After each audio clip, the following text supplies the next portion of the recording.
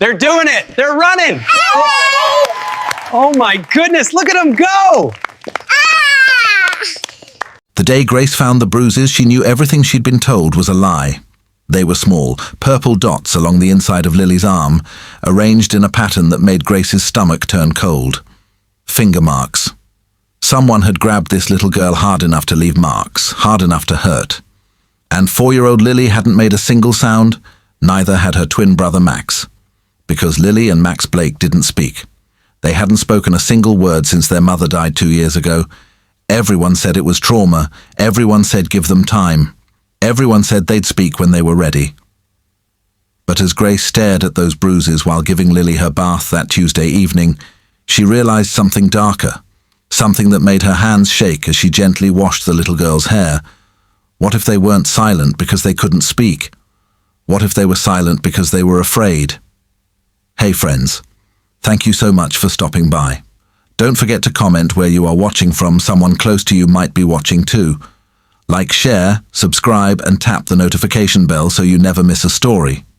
Make sure to watch till the very end because the final twist is something you definitely don't want to miss. So let's continue. Grace had been working in the Blake mansion for only 3 weeks, but already she'd noticed things that didn't sit right. The way the twins flinched at loud noises, the way they clutched each other whenever Richard Blake's girlfriend Victoria came near them, the way they seemed to relax only when the house was quiet and the adults were gone. The Blake mansion sat in the heart of downtown, a massive penthouse that took up the entire top floor of the city's tallest building. From the windows, you could see the whole city spread out like a blanket of lights. It was beautiful, it was expensive, and it was filled with secrets. Grace was a nanny, but before that she'd been a teacher. Before that, she'd been a social worker. She knew trauma when she saw it. She knew fear when she felt it. And right now, standing in this marble bathroom that cost more than most people's houses, holding a tiny girl who trembled under her gentle touch, Grace felt fear crawling up her spine like ice. "It's okay, baby," Grace whispered, keeping her voice soft and warm. "You're safe with me. I promise you're safe." Lily looked up at her with those big brown eyes, and for just a second Grace saw something flicker there. Hope, maybe, or desperation. Then the little girl looked away, her face going blank again, and Grace's heart broke a little more. She'd taken this job because she needed the money. Her mama was sick, and the medical bills were piling up faster than Grace could count. When the agency called about a position with billionaire Richard Blake offering triple the normal rate, Grace had jumped at it. She'd heard about Richard Blake, everyone had. Tech genius, self-made billionaire by 30, widower, father of twins who didn't speak. The agency said he'd gone through 12 nannies in 2 years. They all quit. Said the job was too hard, said the kids were too difficult, said Mr. Blake was too demanding. But Grace had worked with difficult kids before. She'd worked in the toughest schools in the city, with children who'd seen things no child should see. She wasn't afraid of hard work. She wasn't afraid of challenges. What she was afraid of was what she was starting to suspect. That night, after putting the twins to bed, Grace sat in her small room off the kitchen and stared at her phone. She should call someone. Report what she'd seen. But report what, exactly? Bruises? Kids got bruises all the time. They fell, they bumped into things. Without the children speaking, without any proof, who would believe her? And if she was wrong, she'd lose this job. Lose this money that her mama desperately needed. But if she was right and did nothing, what happened to Lily and Max? Grace didn't sleep that night. She lay in her bed, staring at the ceiling, listening to the sounds of the city outside. Somewhere in this huge apartment, those 2 little ones were sleeping, curled up together in their shared bed because they refused to be separated. Even in sleep they held onto each other like they were drowning, and each other was all they had. The next morning, Grace got her answer about whether she was right to worry. She woke up early, like always, and went to make breakfast. The kitchen was massive, all white marble and stainless steel, with windows that showed the sun rising over the city. Grace was mixing pancake batter when she heard it. A small sound from the hallway. A whimper. She put down the bowl and followed the sound. It led her to the twins' bedroom door. The door was closed, but she could hear crying now. Soft, muffled crying that sounded like someone trying desperately not to be heard. Grace opened the door slowly. Inside, the room was dark, the blackout curtain still drawn, but in the dim light from the hallway, she could see the twins. They were huddled in the corner, not in their bed, but on the floor behind a chair. Both of them were shaking. Max's pajama top was ripped at the collar. "Oh, babies," Grace breathed, her heart shattering. She dropped to her knees. "What happened? Who did this to you?" The children stared at her with wide, terrified eyes. Lily was clutching Max so tight her knuckles were white. Max had tears streaming down his face, but he wasn't making a sound. Even his crying was silent. Grace wanted to scoop them up, hold them, promise them everything would be okay. But she knew better than to grab frightened children. Instead, she sat on the floor a few feet away and opened her arms. "You can come here if you want," she said softly. "Or I can stay right here. Whatever makes you feel safe." For a long moment, nothing happened. Then, slowly, Lily moved. She crawled toward Grace, dragging Max with her. When they reached her, both children buried themselves in her arms, and Grace held them while they shook. That's when she heard footsteps in the hallway. "What's going on here?" Grace looked up. Victoria stood in the doorway, wearing a silk robe, her blonde hair perfect even at 6 in the morning. She was beautiful in that sharp, expensive way, all angles and edges. Richard's girlfriend had moved in 6 months ago, right after Richard proposed to her.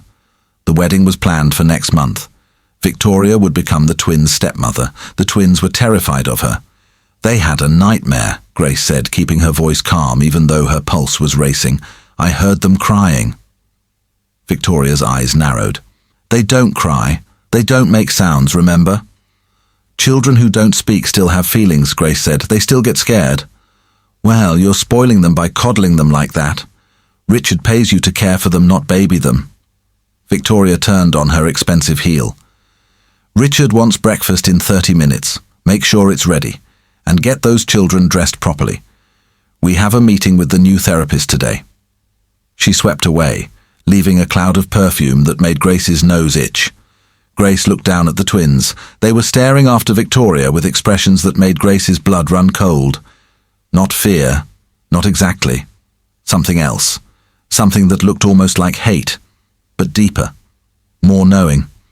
"Come on, sweethearts," Grace whispered. "Let's get you both cleaned up."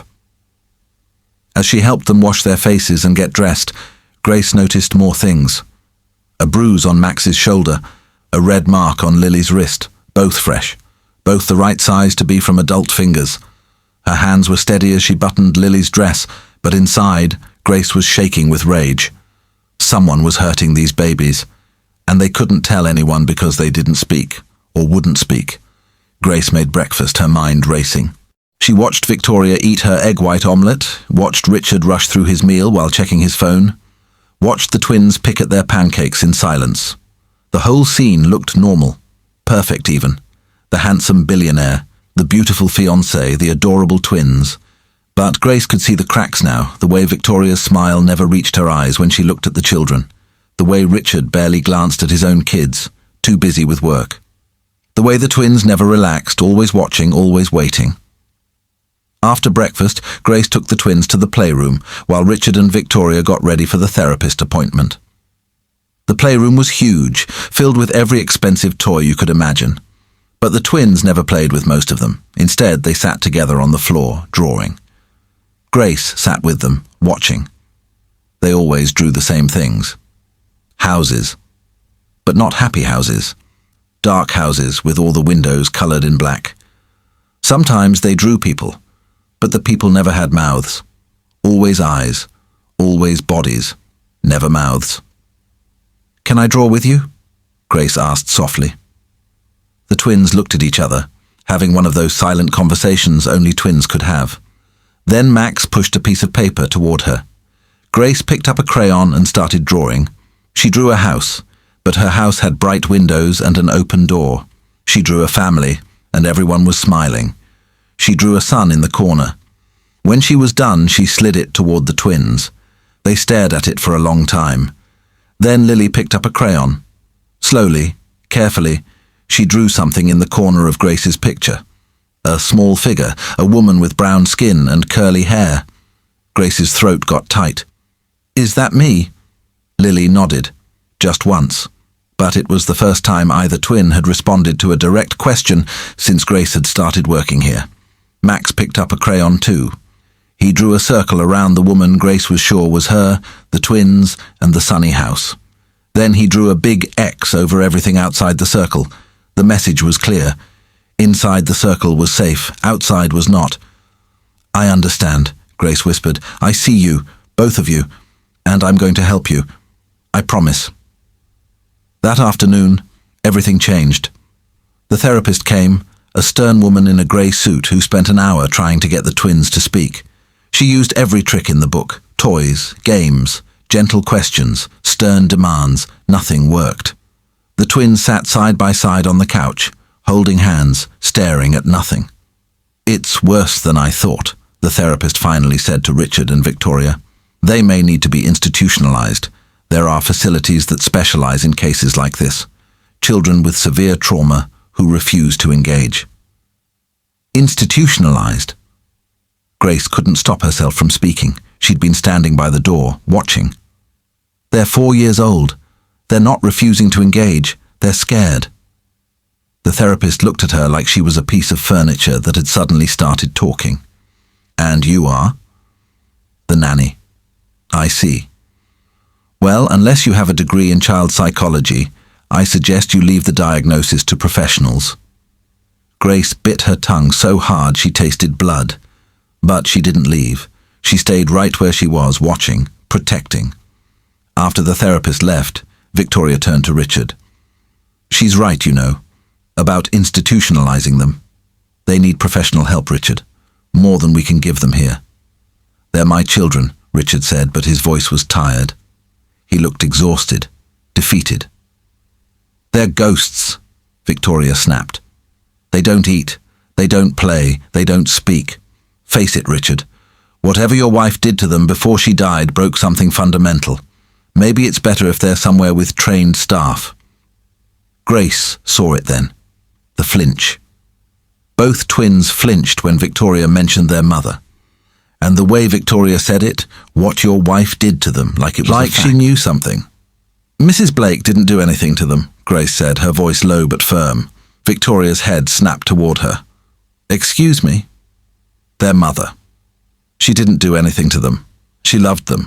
Everyone says so." "Everyone says wrong," Victoria shot back.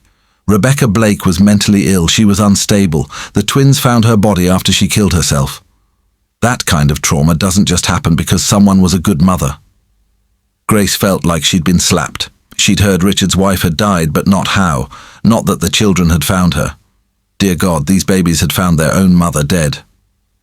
"That's enough," Richard said quietly. He looked at Grace. "Take the children to their room, please." Grace didn't argue. She took Lily and Max by the hands and led them away. Behind her, she could hear Victoria's voice, sharp and insistent. "We need to talk about this seriously, Richard. Those children need to be somewhere else, especially now with the wedding coming, starting our new life together." Our new life, not including the twins. That night, Grace couldn't sleep again. She kept thinking about what Victoria had said, about Rebecca Blake being unstable, about the children finding her body. Something felt wrong about the whole story. Grace got up and did something she knew she shouldn't. She went to Richard's office. The door was unlocked, and inside the room was dark except for the city lights coming through the windows. Grace closed the door behind her and turned on her phone's flashlight. She felt like a criminal, but she had to know, had to understand. Richard's desk was neat, organized, but in the bottom drawer, under some files, Grace found it. A box. Inside were photos. Rebecca Blake had been beautiful.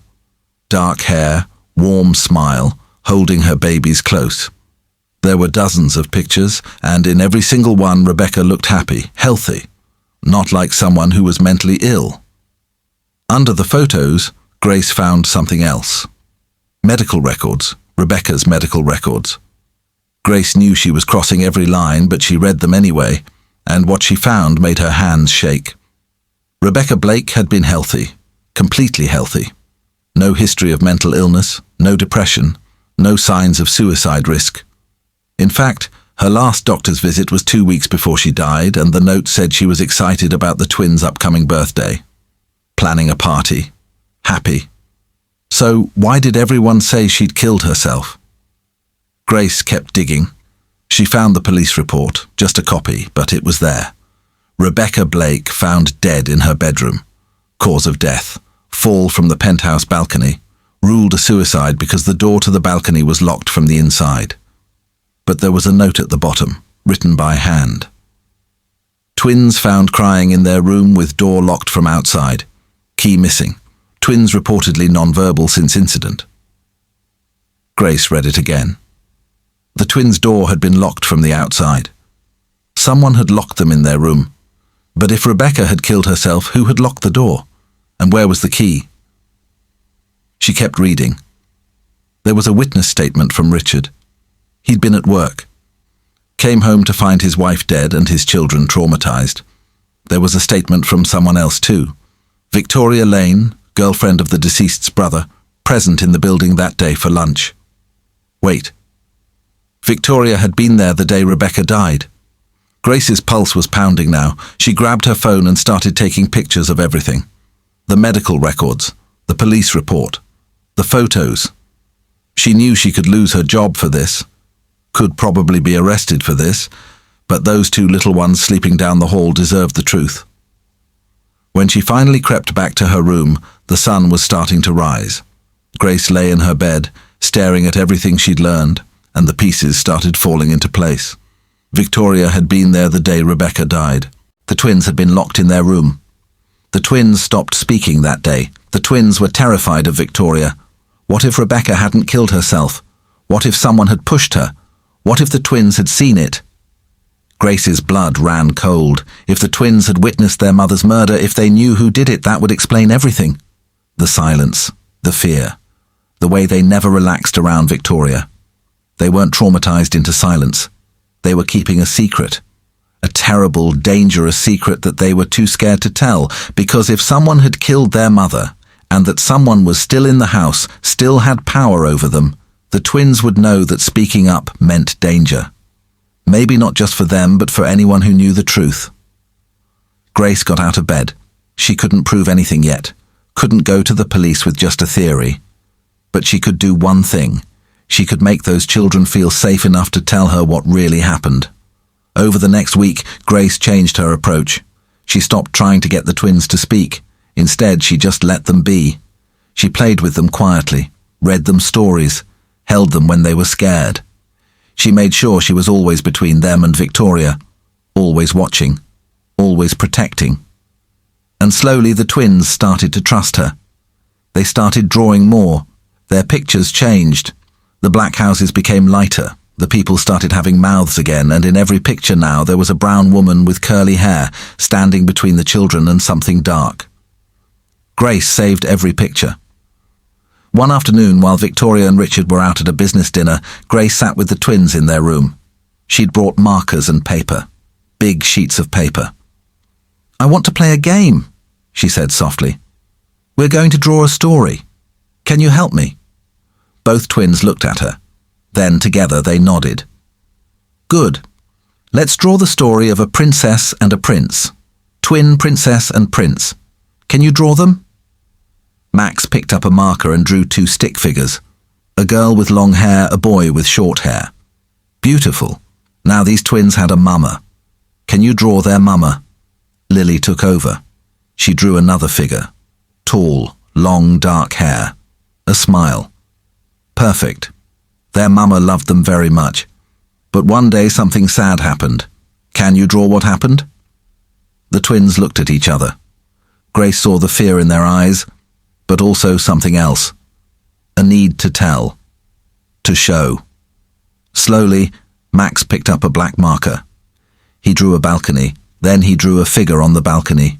The mama. "That's right," Grace whispered. "The mama was on the balcony. What happened next?" Lily took the marker. Her hand was shaking, but she drew anyway. Another figure. Blonde hair, tall, standing behind the mama. Grace's heart stopped. Who is that baby? But she already knew. The blonde hair, the height. It was Victoria. Max took the marker back. He drew the blonde figure pushing, drew the mama falling. Then he drew something else, a door.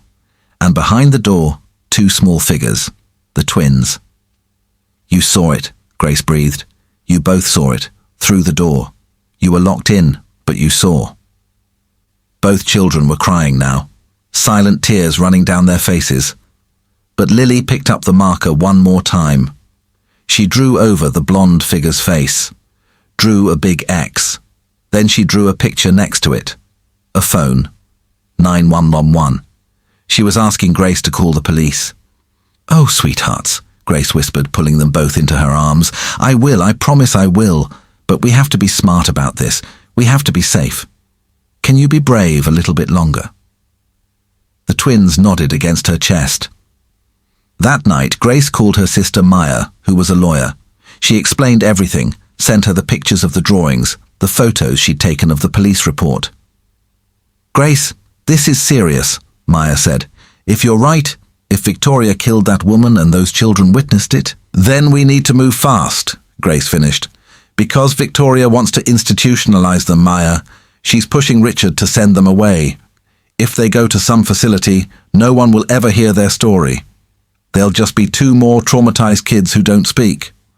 I'll call someone I know, a detective who specializes in cold cases. But Grace, you need to be careful. If Victoria suspects you know anything, I know.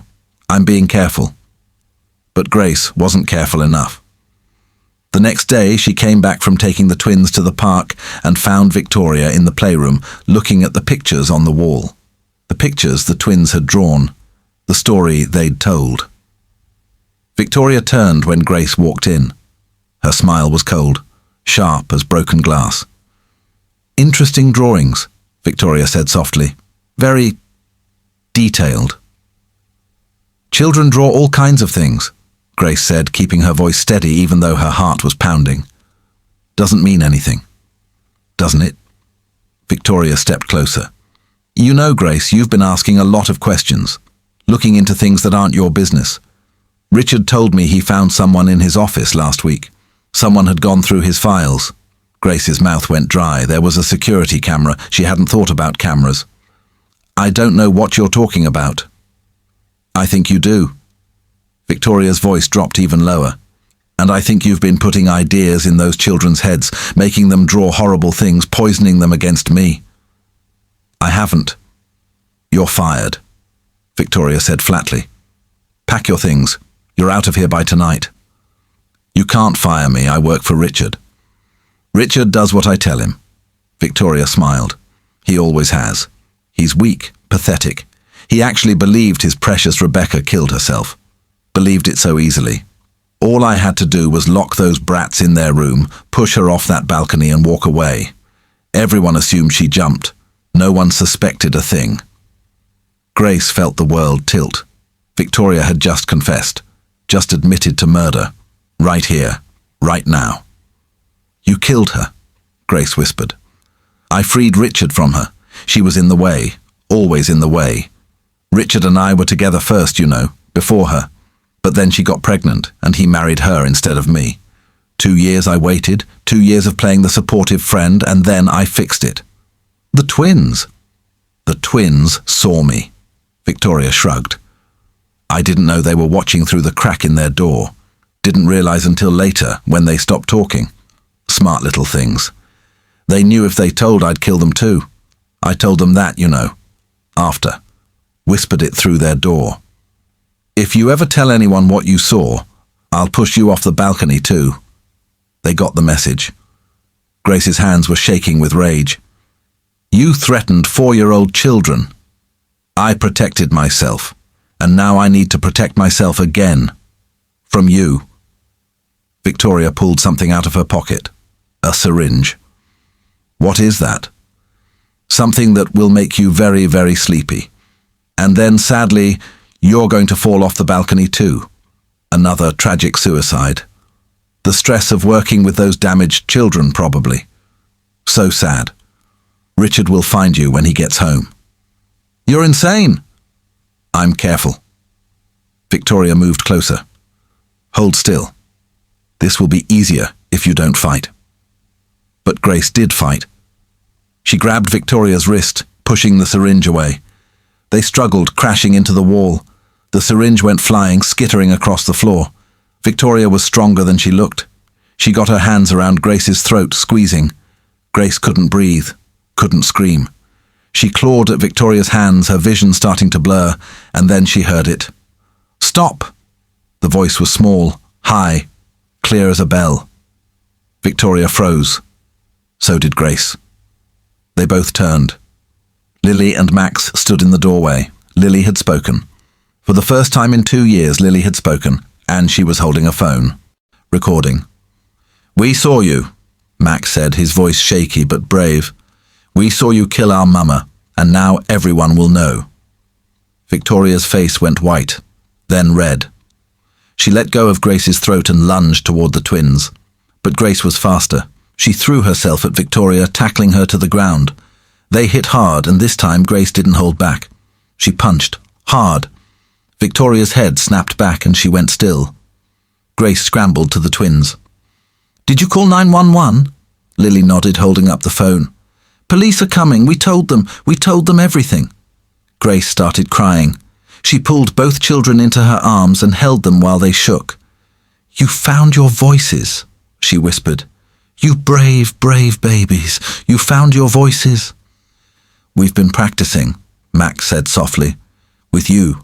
At night, when everyone else was sleeping. We wanted to be ready, in case she tried to hurt you too. Grace's heart shattered and healed at the same time. These children, these incredible, strong, amazing children, had pretended to be silent, had stayed silent to stay alive. And then, when it mattered most, when someone they loved was in danger, they'd spoken up. They'd saved her life. The police came. So did Richard. He stood in the doorway of the playroom, staring at Victoria in handcuffs, at Grace with finger marks on her throat, at his children who were speaking for the first time in 2 years. She killed Rebecca, Grace told him quietly. The twins saw. They've been too scared to tell, but they told me. Drew it for me. And Victoria just confessed. It's all on video. Richard's face crumpled. He dropped to his knees in front of his children. Is it true? Did you see? Have you been scared this whole time? Both twins nodded. And then Max said, We tried to tell you, Daddy. We drew pictures. We tried to show you. But you never looked. The words hit Richard like a punch. Grace could see it. The guilt. The realization that his children had been trying to communicate all along.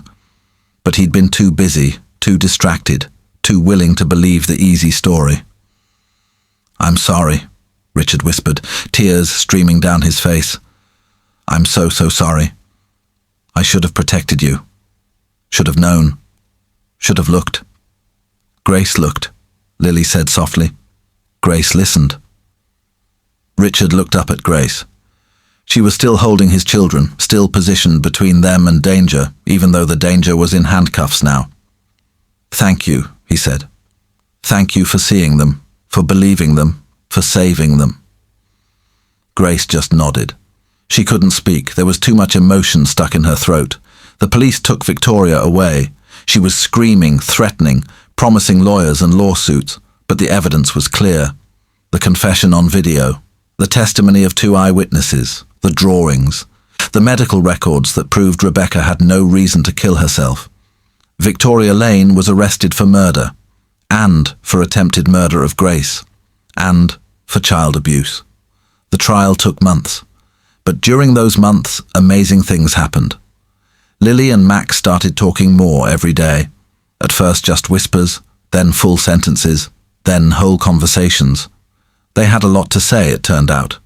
2 years of thoughts and feelings and fears all coming out. They started therapy. Real therapy, with a doctor who listened and believed them. And Richard changed.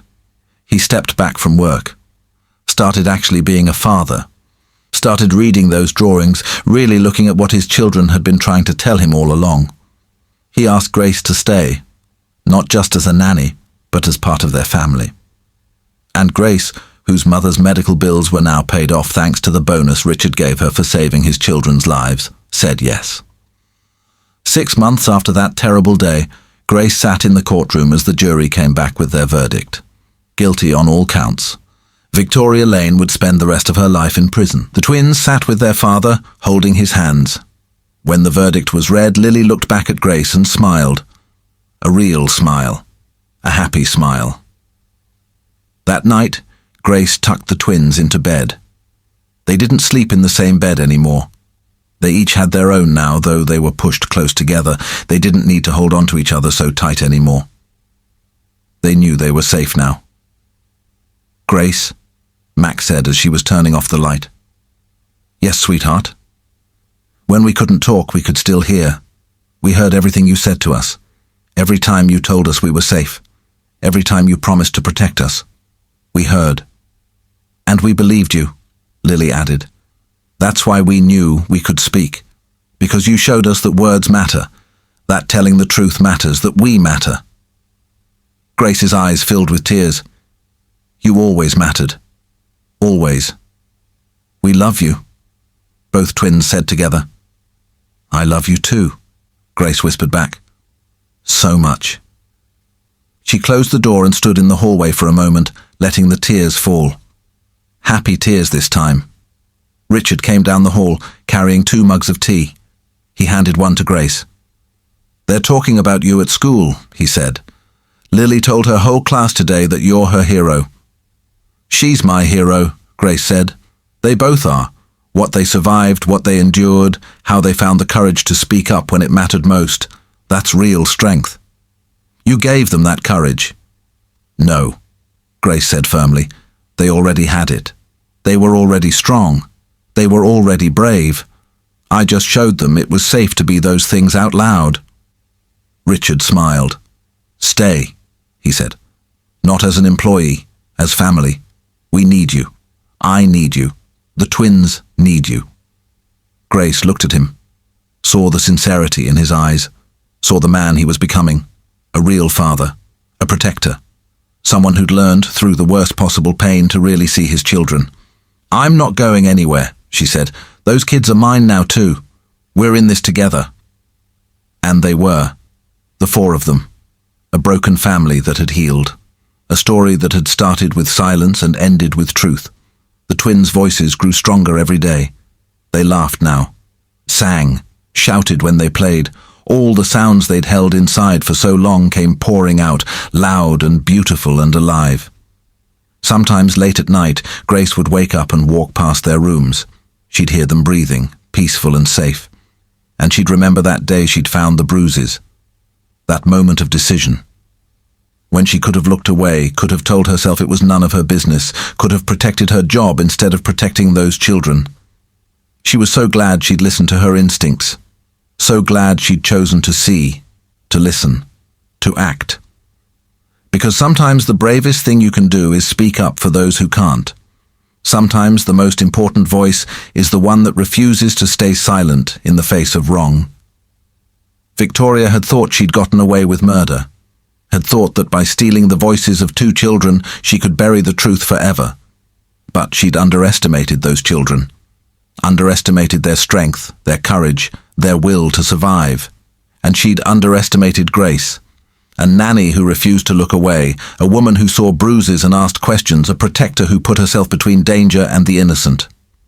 3 years later, Grace officially adopted Lily and Max. Richard had fallen in love with someone new, someone kind and gentle, who loved his children as much as he did. But he wanted Grace to be their mother. Wanted it legally, officially. Wanted the world to know that this woman had saved his children in every way that mattered. At the adoption ceremony, the judge asked Lily and Max if this was what they wanted. "Yes," they said together, their voices clear and strong and certain. "Grace is our mama. She always was. Now it's just official." The courtroom erupted in applause. Grace cried. Richard cried. Even the stern judge wiped her eyes. After they had a party at the penthouse, the same penthouse where so much pain had happened. But it was different now, full of light and laughter and love. The windows were open, letting in fresh air. The doors were never locked, and every wall was covered in the twins' artwork. Not dark pictures anymore, bright ones, happy ones, pictures of a family, a real family. A brown-skinned woman with curly hair, 2 children with big smiles, and a father who'd learned to look, to listen, to love. Grace stood on that balcony, the same balcony where Rebecca had died, and looked out at the city. She thought about all the children out there who were silent, all the ones who were scared, all the ones who needed someone to see them, really see them. She thought about how close she'd come to looking away, to staying quiet, to letting fear control her choices. And she made a promise. To Rebecca, whose death had not been in vain, to Lily and Max, who'd found their voices again, to herself. She would never stop looking, never stop listening, never stop fighting for those who couldn't fight for themselves. Because that's what love does, real love. The kind of love that doesn't give up, doesn't look away, doesn't stay silent when speaking up is hard. Behind her, she heard her children laughing. Her children.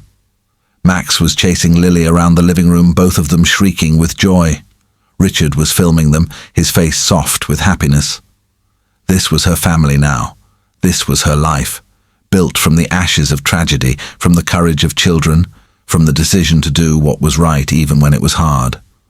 Grace smiled and walked back inside, back to her children, back to the noise and chaos and beautiful, messy reality of love. She'd come to this penthouse as a nanny, desperate for money, expecting just a job. She'd found something so much more. She'd found purpose. She'd found family. She'd found her voice too, in a way. The voice that said, "I see you. I hear you. I will protect you." And 2 little children who'd been silent for so long had learned that their voices mattered, that their truth mattered, that they mattered. Years later, when Lily and Max were grown, they would tell their story. They'd speak at conferences about child abuse, about trauma, about the importance of listening to children. They'd talk about that day they found their voices again, the day they spoke up to save someone they loved, and they'd always talk about Grace, the woman who refused to look away, the woman who saw bruises and asked questions, the woman who loved them enough to risk everything, the woman who taught them that silence might feel safe, but truth sets you free. That sometimes the bravest word you can speak is the simplest one, help. And sometimes the bravest thing you can do is answer that call, no matter the cost. Grace had answered. And in doing so, she'd saved more than 2 children's lives. She'd saved their souls, their voices, their future. She'd proven that one person, one choice, one moment of courage can change everything. And that love, real love, the fierce, protective love of someone who refuses to give up on you, can heal even the deepest wounds. The twins had stayed silent until Grace did the impossible. She made them feel safe enough to speak, safe enough to be loud, safe enough to be exactly who they were meant to be. And in the end, that was the greatest gift anyone could give.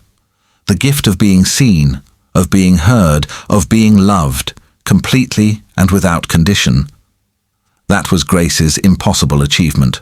Not that she made them speak, but that she made them believe their voices were worth hearing, and oh, how the world needed to hear them.